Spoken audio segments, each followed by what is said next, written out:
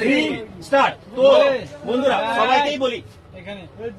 সবাইকেই বলি যে আমরা এই ফোনটাতে দিয়েছি কি IP69K, তার ডিউরেবিলিটি কি।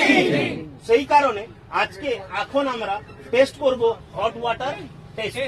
হট ওয়াটার টেস্টে আমরা 85 ডিগ্রি সেলসিয়াস তাপমাত্রাতে ফোনটা আমাদের কিছু হবে না। এখানে জলটা ফুটছে, সবাই দেখতে পাচ্ছেন। তো এই ফোনটা আমি এখানে দেখো, এই জলটার মধ্যে আমি চুর দিয়ে দিলাম,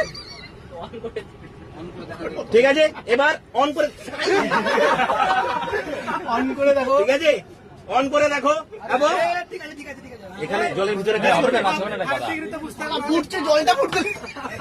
ওকে। খালি কেন সোদা বুঝা গেল। এবার দেখো টাচ করে এর মধ্যে দেখতেই পাচ্ছ কোনো অসুবিধা হয়েছে কি? কোনো অসুবিধা হয়েছে কি? এদিকে দেখো, কোনো অসুবিধা হয়েছে কি? তাহলে হট ওয়াটার টেস্ট ডান। ওকে,